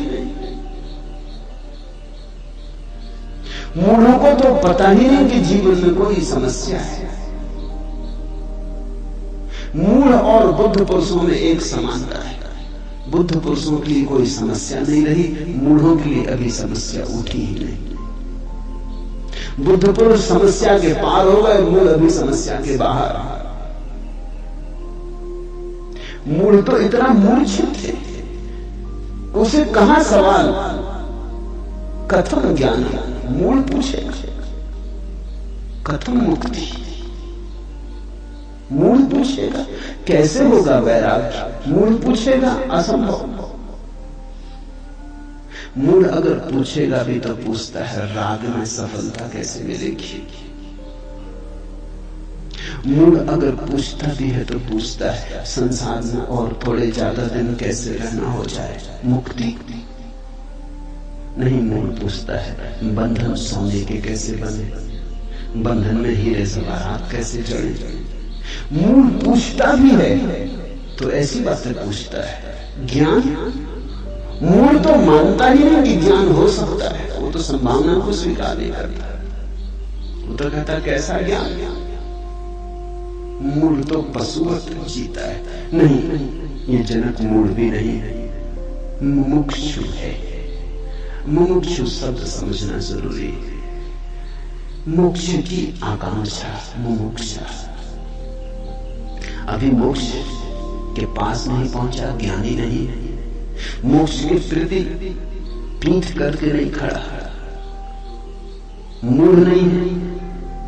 मोक्ष के संबंध में कोई धारणाएं पकड़ के नहीं बैठा, अज्ञानी भी नहीं है, मुमुक्षु।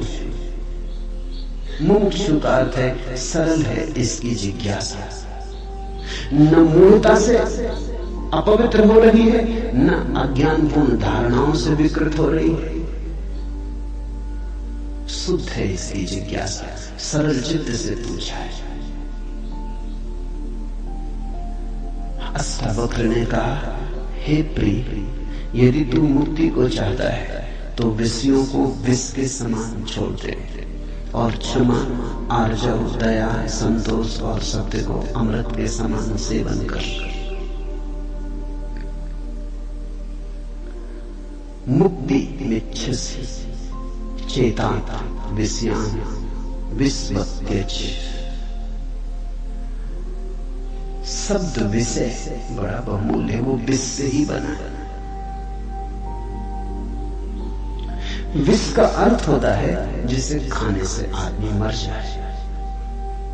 विषय का अर्थ होता है जिसे खाने से हम बार बार मरते, बार बार भूख, बार बार भोजन, बार बार महत्वाकांक्षा, ईर्ष्या, क्रोध, जलन, बार बार इन्हीं को खा खा के तो हम मरे, बार बार इन्हीं के कारण तो मरे।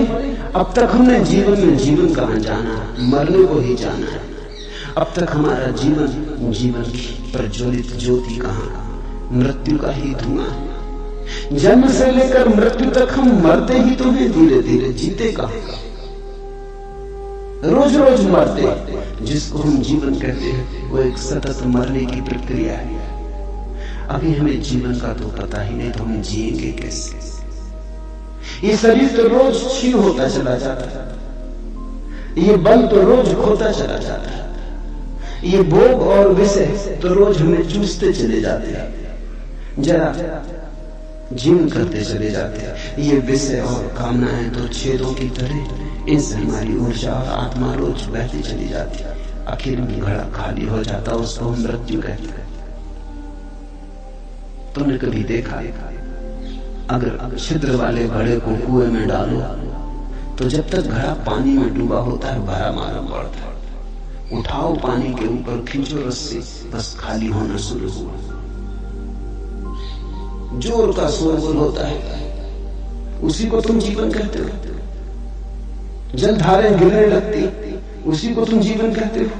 और घड़ा जैसे जैसे पास आता है, हाथ के खाली होता चला जाता है। जब हाथ में आता है तो खाली घड़ा, जल की एक बूंद भी नहीं। ऐसा ही हमारा जीवन है। बच्चा पैदा नहीं हुआ, भरा मालूम आता, पैदा हुआ कि खाली होना शुरू हुआ। जन्म का पहला दिन, मृत्यु का पहला दिन, खाली होने लगा। एक दिन मरा, 2 दिन मरा, 3 दिन मरा। जिनको तुम जन्मदिन कहते हो, अच्छा हो मृत्यु दिन कहो तो ज्यादा सत्यतर होगा। 1 साल मर जाते हो, उसको कहते हो चलो एक जन्मदिन आ गया।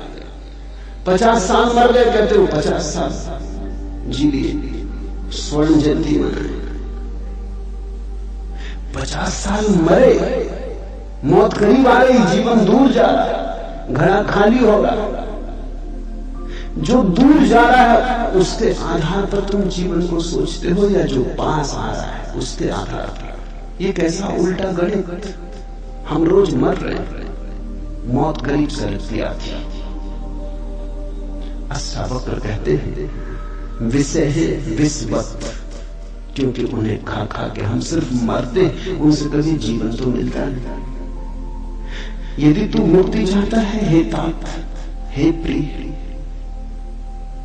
तो विषयों को विष के समान छोड़ दे और क्षमा, आर्जव, दया, संतोष और सत्य को अमृत के समान सेवन कर। अमृत का अर्थ होता है जिससे जीवन मिले, जिससे अमृतत्व मिले, जिससे उसका पता चले जो फिर कभी नहीं मरेगा। तो क्षमा, क्रोध विष, क्षमा अमृत, आर्जव, कुटिलता विष, सीधा सरलपन आर्जव अमृत, दया, कठोरता क्रूरता विष, दया करुणा अमृत, संतोष असंतोष का कीड़ा खाए चला जाता है। असंतोष का कीड़ा हृदय में कैंसर की तरह फैलता चला जाता है, विष को फैलाए चले जाता है। संतोष जो है उससे तृप्ति, जो नहीं है उसकी आकांक्षा नहीं। जो है वो काफी से ज्यादा है, वो है ही काफी से ज्यादा। आंख खोलो जरा देखो, संतोष कोई थोपना नहीं है ऊपर, जीवन को जरा गौर से देखो। तुम्हें जो मिला है वो तुम्हारी जरूरत से सदा ज्यादा है। तुम्हें जो चाहिए वो मिलता ही रहा है। तुमने जो चाहा है वो सदा मिल गया है। तुमने दुख चाहा है तो दुख मिल गया है, तुमने सुख चाहा है तो सुख मिल गया है। तुमने गलत चाहा तो गलत मिल गया है। तुम्हारी चाह ने तुम्हारे जीवन को रचा है। चाहे बीज, फिर जीवन उसकी फसल है। जन्मों जन्मों में जो तुम चाहते रहे हो वही तुम्हें मिलता रहा। कई बार तुम सोचते हो हम कुछ और चाह रहे हैं, जब मिलता है तो कुछ और मिलता है। तो तुम्हारे चाहने में भूल नहीं हुई, सिर्फ तुमने चाहने के लिए गलत शब्द चुन लिया था। जैसे तुम चाहते हो सफलता, मिलती है विफलता, तुम कहते हो विफलता मिल रही, चाहिए तो सफलता थी। लेकिन जिसने सफलता चाही उसने विफलता को स्वीकार कर ही लिया। वो विफलता से भीतर डर ही गया है। विफलता के कारण ही तो सफलता चाह रहा है, और जब जब सफलता चाहेगा तब तक विफलता का ख्याल आएगा।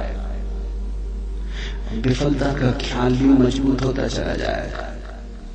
सफलता तो कभी मिलेगी, लेकिन रास्ते पर यात्रा तो विफलता में ही बीतेगी। विफलता का भाव संघीभूत होगा, वो इतना संघीभूत हो जाएगा कि वही एक दिन प्रकट हो जाएगा। तब तुम कहते हो कि हमें तो सफलता चाहिए, लेकिन सफलता के चाहने में तुमने विफलता को चाह लिया। लाओज़ू ने कहा है सफलता चाहिए विफलता मिलेगी। अगर सचमुच सफलता चाहिए हो, सफलता चाहना ही मत, फिर तुम्हें कोई विफल नहीं कर सकता। तुम कहते हो हमने सम्मान चाहा था, अपमान मिल रहा है। सम्मान चाहता ही वही व्यक्ति है जिसका अपने प्रति कोई सम्मान नहीं, वही तो दूसरों से सम्मान चाहता है। अपने प्रति जिसका अपमान है वही तो दूसरों से अपने अपमान को भर लेना चाहता है, ढांक लेना चाहता है। सम्मान की आकांक्षा इस बात की खबर है कि तुम अपने भीतर अपमानित अनुभव कर रहे हो। तुम्हें अनुभव हो रहा है कि मैं कुछ भी नहीं हूं, दूसरे मुझे कुछ बना दे, सिंहासन पे बिठा दे, पताकाएं फहरा दे, झंडे उठा ले मेरे नाम के, दूसरे कुछ कर दे। तुम भिखमंगे हो। तुमने अपना अपमान तो खुद कर लिया जब तुमने सम्मान चाहा, और ये अपमान गहन होता जाएगा। लाओज़ू कहता है मेरा कोई अपमान नहीं कर सकता, क्योंकि मैं सम्मान चाहता ही नहीं। ये सम्मान को पा लेना है। लाओज़ू कहता है मुझे कोई हरा नहीं सकता, क्योंकि जीत की हमने बात ही छोड़ दी। अब हराओगे कैसे? तुम उसी को हरा सकते हो जो जीतना चाहता है। अब ये जरा उलझा हुआ हिसाब है। इस दुनिया में सम्मान उन्हें मिलता है जिन्होंने सम्मान नहीं चाहा, सफलता उन्हें मिलती है जिन्होंने सफलता नहीं चाही। क्योंकि जिन्होंने सफलता नहीं चाही उन्होंने तो स्वीकार ही कर दिया कि सफलता हमें है ही, अब और चाहना क्या है। सम्मान तो हमारे भीतर आत्मा का है ही, अब और चाहना क्या है। परमात्मा ने सम्मान दे दिया तुम्हें पैदा करके, अब और किसका सम्मान चाहते हो। परमात्मा ने तुम्हें काफी गौरव दे दिया है, जीवन दिया है, ये सौभाग्य दिया कि आंख खोलो देखो हरे वृक्षों को, फूलों को, पक्षियों को, कान दिए सुनो संगीत को, जलप्रपात के मरमर को, बोध दिया कि बुद्ध हो सको, और क्या चाहते हो। सम्मानित तो तुम हो गए, परमात्मा ने तुम्हें प्रमाण पत्र दिया। तुम भिखारी की तरह किन से प्रमाण पत्र मांग रहे हो? उनसे जो तुमसे प्रमाण पत्र मांग रहे हो। ये बड़ा मजेदार मामला है। दो भिखारी एक दूसरे के सामने खड़े भीख मांग रहे हैं। ये भीख मिलेगी कैसे? दोनों भिखारी। तुम किससे सम्मान मांग रहे हो? किसके सामने खड़े हो? ये अपमान कर रहे हो तुम अपना, और ये अपमान गहन होता जाएगा। संतोष का अर्थ होता है देखो जो तुम्हारे पास, देखो जरा आंख खोल के जो तुम्हें मिला ही है। ये अष्टावक्र की बड़ी बहुमूल्य कुंजी है, ये धीरे धीरे तुम्हें साफ होगी। अष्टावक्र की दृष्टि बड़ी क्रांतिकारी है, बड़ी अनूठी, जड़ मूल से क्रांति की। संतोष और सत्य को अमृत के समान सेवन कर, क्योंकि असत्य के साथ जो जिएगा वो असत्य होता चला जाएगा। जो असत्य को बोलेगा, असत्य को जिएगा, स्वभावतः असत्य से घिरता चला जाएगा। उसके जीवन से संबंध विच्छिन्न हो जाएंगे, जड़ें टूट जाएंगे। परमात्मा में जड़ें चाहते हो तो सत्य के द्वारा ही वे जड़ें हो सकती हैं। प्रामाणिकता और सत्य के द्वारा ही तुम परमात्मा से जुड़ सकते हो। परमात्मा से टूटना है तो असत्य का धुआं पैदा करो, असत्य के बादल अपने पास बनाओ। जितने तुम असत्य होते चले जाओगे उतने परमात्मा से दूर होते चले जाओगे। तू न पृथ्वी है, न जल है, न वायु है, न आकाश है। मुक्ति के लिए आत्मा को, अपने को इन सब का साक्षी चैतन्य जान। सीधी सीधी बातें, भूमिका भी नहीं। अभी दो वचन नहीं बोले अष्टावक्र ने कि ध्यान आ गया, कि समाधि की बात आ गई। जानने वाले के पास समाधि के अतिरिक्त और कुछ जताने को है भी नहीं। वो दो वचन भी बोले, क्योंकि एकदम से अगर समाधि की बात होगी तो शायद तुम चौंक ही जाओगे, समझ ही ना पाओगे। मगर दो वचन और सीधी समाधि की बात आ गई। अष्टावक्र 7 कदम भी नहीं चलते, बुद्ध तो 7 कदम चले, 8वें कदम पे समाधि। अष्टावक्र तो पहला कदम ही समाधि का उठाते। तू न पृथ्वी है, न जल, न वायु, न आकाश। ऐसी प्रतीति में अपने को स्थिर कर। मुक्ति के लिए आत्मा को, अपने को इन सब का साक्षी चैतन्य जान। साक्षी सूत्र है, इससे महत्वपूर्ण सूत्र और कोई भी नहीं। देखने वाले जो हो रहा है उसे होने दो, उसमें बाधा डालने की जरूरत नहीं। ये देह तो जल है, मिट्टी है, अग्नि है, आकाश। तुम इसके भीतर तो वो दिए हो जिसमें ये सब जल, अग्नि, मिट्टी, आकाश, वायु प्रकाशित हो रहे। तुम दृष्टा हो। इस बात को गहन करो। साक्षिणाम चिद्रूपम आत्मानं विद्धि। ये इस जगत में सर्वाधिक बहुमूल्य सूत्र है। साक्षी बनो। इसी से होगा ज्ञान, इसी से होगा वैराग्य, इसी से होगी मुक्ति। प्रश्न 3 थे, उत्तर 1 है। यदि तू देह को अपने से अलग कर और चैतन्य में विश्राम कर स्थित है तो तू अभी ही सुखी शांत और बंध मुक्त हो जाएगा। इसलिए मैं कहता हूं ये जड़मूल से क्रांति। पतंजलि इतनी हिम्मत से नहीं कहते कि अभी ही, पतंजलि कहते हैं करो अभ्यास, यम नियम साधो, प्राणायाम प्रत्याहार आसन, शुद्ध करो, जन्म जन्म लगेंगे तब सिद्धि। महावीर कहते हैं पंच महाव्रत, और तब जन्म जन्म लगेंगे तब होगी निर्जरा, तब कटेगा जाल कर्म का। सुनो अष्टावक्र को, यदि देहम पृथकृत्य चित्ति विश्राम तिष्ठसि अधुनैव सुखी शांतो बंध मुक्तो भविष्यसि। अधुनैव, अभी, यही, इसी क्षण। यदि तू देह को अपने से अलग कर और चैतन्य में विश्राम कर स्थित है, अगर तूने एक बात देखनी शुरू कर दी कि देह मैं नहीं हूं, मैं करता और भोगता नहीं, ये जो देखने वाला मेरे भीतर छिपा है, जो सब देखता है। बचपन था कभी तो बचपन देखा, फिर जवानी आई तो जवानी देखी, फिर बुढ़ापा आया तो बुढ़ापा देखा। बचपन नहीं रहा तो मैं बचपन तो नहीं हो सकता। आया और गया मैं तो हूं। जवानी नहीं रही तो मैं जवानी तो नहीं हो सकता। आई और गई मैं तो हूं। बुढ़ापा आया जा रहा है तो मैं बुढ़ापा नहीं हो सकता, क्योंकि जो आता है जाता है वो मैं कैसे हो सकता हूं। मैं तो सदा हूं।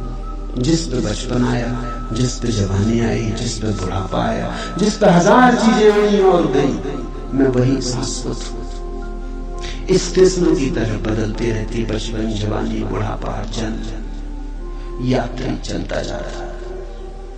तुम स्टेशन के साथ अपने को एक तो नहीं समझ लेते। पुणे की स्टेशन पर तुम ऐसा तो नहीं समझ लेते कि मैं पुणे हूं। फिर पहुंचे मनमाड़ तो ऐसा तो नहीं समझ लेते कि मैं मनमाड़ हूं। तुम जानते हो कि पुणे आई गई, मनमाड़ आया गया।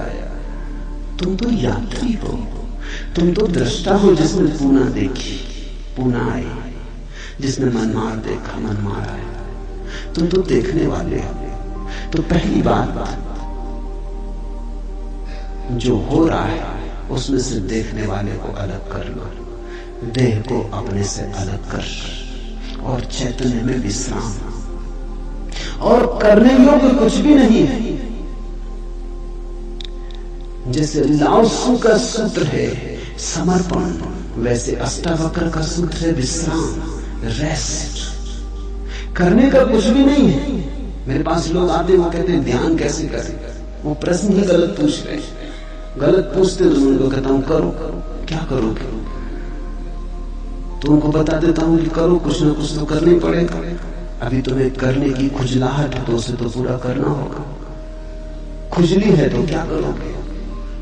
बिना खुजाए नहीं बनता। लेकिन धीरे धीरे उनको करवा करवा के थका डालता।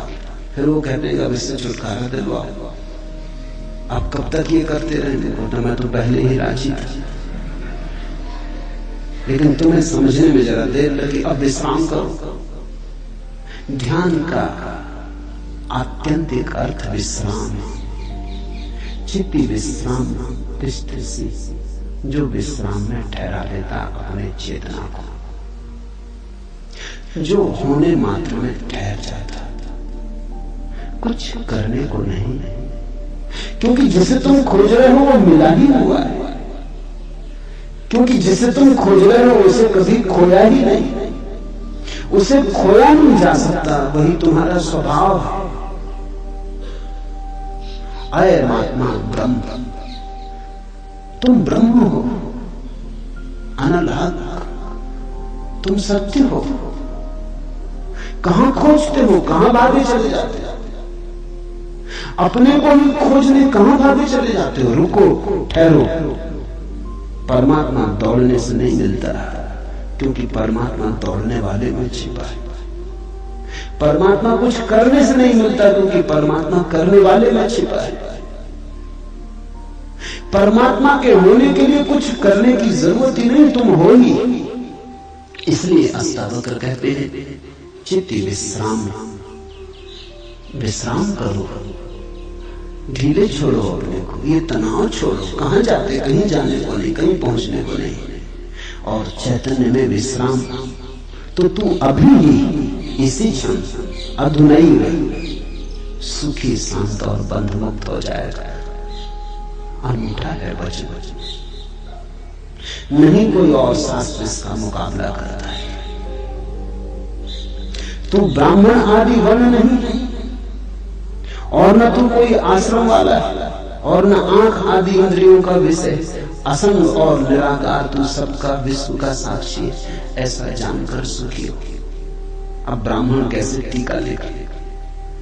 तू ब्राह्मण आदि वर्ण नहीं है। अब हिंदू इस शास्त्र को कैसे सिर पे उठाए? क्योंकि उनका तो सारा धर्म वर्ण और आश्रम पे खड़ा है, और ये तो पहले से ही अष्टावक्र जड़ काटने लगे। वो कहते हैं तू कोई ब्राह्मण नहीं है, ना कोई शूद्र है, ना कोई क्षत्रिय। ये सब बकवास है, ये सब ऊपर के आरोपण है, ये सब राजनीति और समाज का खेल है। तू तो सिर्फ ब्रह्म है, ब्राह्मण नहीं, क्षत्रिय नहीं, शूद्र नहीं। तू ब्राह्मण आदि वर्ण नहीं और न तू कोई आश्रम वाला है, और न तो यह है कि तू ब्रह्मचर्य आश्रम में है कि गृहस्थ आश्रम में है कि वानप्रस्थ की संन्यास, कोई आश्रम वाला नहीं। तू तो इन सारी स्थानों के भीतर से गुजरने वाला दृष्टा साक्षी। अष्टावक्र की गीता है, हिंदू दावा नहीं कर सकते हमारी। अष्टावक्र की गीता सबकी। अगर अष्टावक्र के समय में मुसलमान होते, हिंदू होते, ईसाई होते, तो उन्होंने कहा होता न तू हिंदू है, न तू ईसाई, न तू मुसलमान। अब ऐसे अष्टावक्र को कौन मंदिर बनाए? इसके लिए कौन इसके शास्त्र को सिर पर उठाए? कौन दावेदार बने? क्योंकि ये सभी का निषेध कर रहे हैं। मगर ये सत्य की सीधी घोषणा है, असंग और निराकार तू सबका विश्व का साक्षी है, ऐसा जानकर सुखी हो। अष्टावक्र ये नहीं कहता कि ऐसा तुम जानोगे तो फिर सुखी होगे। वचन को ठीक से सुनना। अष्टावक्र कहते हैं ऐसा जानकर सुखी हो। न त्वं विप्रादिको वर्णो नाश्रमी नाक्ष गोचर असंगो असि निराकारो विश्व साक्षी सुखी भव। सुखी भव, अभिभव सुखी। जनक पूछते हैं कैसे सुख होगा, कैसे बंधन मुक्ति होगी, कैसे ज्ञान होगा? अष्टावक्र कहता है अभी हो सकता है, क्षण मात्र की भी देर करने की कोई जरूरत नहीं है। इसे कल पर छोड़ने का कोई कारण नहीं, स्थगित करने की कोई जरूरत नहीं। ये घटना भविष्य में नहीं घटती, या तो घटती है अभी या कभी नहीं घटती। जब घटती है तब अभी घटती, क्योंकि अभी के अतिरिक्त कोई समय ही नहीं है। भविष्य कहां है? जब आता है तब अभी की तरह आता है। तो जो भी ज्ञान को उत्पन्न हुए हैं अभी उत्पन्न हुए। कभी पर मत छोड़ना वो मन की चालाकी है। मन कहता है इतनी जल्दी कैसे हो सकता है, तैयारी तो कर ले। मेरे पास लोग आते हैं, वो कहते हैं संन्यास लेना, लेंगे कभी, कभी कभी न लोगे। कभी कर टाला तो सदा के लिए टाला, कभी आता ही नहीं। लेना हो तो अभी, अभी के अतिरिक्त कोई समय ही नहीं है। अभी है जीवन, अभी है मुक्ति, अभी है अज्ञान, अभी है ज्ञान, अभी है निद्रा, अभी हो सकता जागरण। कभी क्यों कठिन होता मन को, क्योंकि मन कहता है तैयारी तो करने दो। मन कहता है कोई भी काम तैयारी के बिना कैसे घटता है। आदमी को विश्वविद्यालय से प्रमाण पत्र लेना है तो वर्षों लगते, डॉक्टरेट करनी है तो 20-25 साल लग जाते। मेहनत करते करते फिर आदमी आके डॉक्टर हो पाता। अभी कैसे हो सकते? अष्टावक्र भी जानते हैं, दुकान करनी हो तो अभी थोड़ी खुल जाएगी, इकट्ठा करना पड़े, आयोजन करना पड़े, सामान लाना पड़े, दुकान बनानी पड़े, ग्राहक खोजने पड़े, विज्ञापन भेजना पड़े, वर्षों लगते। इस जगत में कोई भी चीज अभी तो घटती नहीं, क्रम से घटती है। ठीक है, अष्टावक्र भी जानते हैं, मैं भी जानता हूं, लेकिन एक घटना यहाँ ऐसी है जो अभी घटती है, वो परमात्मा है। वो तुम्हारी दुकान नहीं, न तुम्हारा परीक्षालय, न तुम्हारा विश्वविद्यालय। परमात्मा क्रम से नहीं घटता, परमात्मा घट ही चुका है। आंख भर खोलने की बात है, सूरज निकल ही चुका है। सूरज तुम्हारे आंख के लिए नहीं रुका है कि तुम जब आंख खोलोगे तब निकलेगा। सूरज निकल ही चुका है, प्रकाश सब तरफ भरा ही है, अहिर्निश गूंज रहा उसका नाद, ओंकार की ध्वनि सब तरफ गूंज रही है, सतत अनाहत चारों तरफ गूंज रहा है। खोलो कान, खोलो आंख। आंख खोलने में कितना समय लगता है, उतना समय भी परमात्मा को पाने में नहीं लगता। पल तो लगता पलक के झपने में। पल का अर्थ ही होता है जितना समय पलक को झपने में लगता उतना पल, मगर परमात्मा को पाने में पल भी नहीं लगता।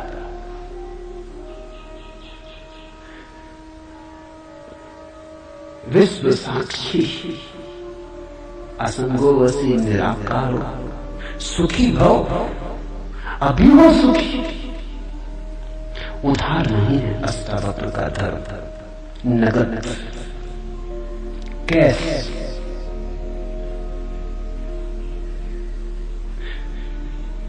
हे व्यापक, धर्म और अधर्म, सुख और दुख मन के, धर्म और अधर्म, सुख और दुख मन के तेरे लिए नहीं है। तू न करता है न भोगता है, तू तो सर्वदा मुक्ति ही है। मुक्ति हमारा स्वभाव, ज्ञान हमारा स्वभाव, परमात्मा हमारा होने का ढंग है, हमारा केंद्र है, हमारे जीवन की सुहास है, हमारा होना है। धर्मो अधर्मो सुखम दुखम मान सानी नते विभो। अष्टावक्र कहते हैं, हे व्यापक, हे विभावान, हे विभूति संपन्न, धर्म और अधर्म, सुख और दुख मन के, ये सब मन की ही तरंगे। बुरा किया, अच्छा किया, पाप किया, पुण्य किया, मंदिर बनाया, दान दिया, सब मन के। न करतासी न भोक्तासी, मुक्त एवासी सर्वदा। तू तो सदा मुक्त है, तू तो सर्वदा मुक्त है। मुक्ति कोई घटना नहीं है जो हमें घटानी। मुक्ति घट चुकी है हमारे होने।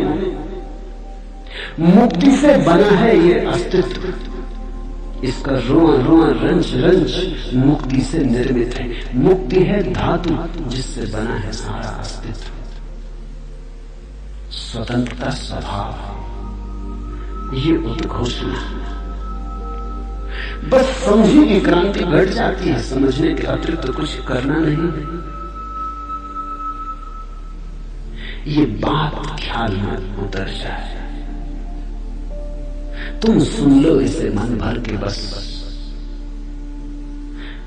तो आज इतना ही कहना चाहूंगा। अष्टावक्र को समझने की चेष्टा कर करना। अष्टावक्र में करने का कोई इंसान नहीं है, इसलिए तुम ये मत सोचना कि कोई तरकीब निकलेगी जो हम करेंगे। अष्टावक्र कुछ करने को कहते ही नहीं, तुम विश्राम से सुन लो। करने को कुछ होने वाले नहीं, इसलिए तुम कॉपी वगैरह नोटबुक लेके मत आना कि लिख लेंगे, कुछ आएगा सूत्र तो नोट कर लेंगे, करके देख लेंगे। करने का यहाँ कुछ काम ही नहीं है, इसलिए तुम भविष्य की फिक्र छोड़ के सुनना। तुम सिर्फ सुन लेना, तुम सिर्फ मेरे पास बैठ के शांत भाव से सुन लेना, विश्राम में सुन लेना। सुनते सुनते तुम मुक्त हो जा सकते हो। इसलिए महावीर ने कहा है कि श्रावक मुक्त हो सकता है सिर्फ सुनते सुनते। श्रावक का अर्थ होता है जो सुनते सुनते मुक्त हो जाए। साधु का तो अर्थ ही इतना है कि जो सुन सुन के मुक्त ना हो सकता, थोड़ा कमजोर बुद्धि का है, कुछ करना पड़ा। सिर्फ कोड़े की छाया काफी न थी, घोड़ा जरा कुजात है, कोड़ा फटका रहा तब थोड़ा चला, या मारा तो थोड़ा चला। छाया काफी, तुम सुन लेना कोड़े की छाया दिखाई पड़ जाएगी। तो अष्टावक्र के साथ एक बात स्मरण रखना, कुछ करने को नहीं, इसलिए तुम आनंद भाव से सुन सकते हो। इसमें से कुछ निकालना नहीं कि फिर करके देखेंगे, जो घटेगा वो सुनने में घटेगा। सम्यक श्रवण सूत्र है। अधुनैव सुखी शांतो बंध मुक्तो भविष्य से। अभी हो जा मुक्त, इसी क्षण हो जा मुक्त। कोई रोक नहीं रहा, कोई बाधा नहीं, हिलने की भी जरूरत नहीं। जहां है वही हो जा मुक्त, क्योंकि मुक्त तू है ही। जाग और हो जा मुक्त। असंगो निराकारो विश्व साक्षी सुखी हो जा सुखी। एक पल की भी देर करने की कोई जरूरत नहीं। छलांग है, क्वांटम छलांग, सीढ़ियां नहीं है अष्टावक्र, क्रमिक विकास नहीं है, सडन इसी क्षण हो सकता है। हरिओम तत्सत। आज इतना।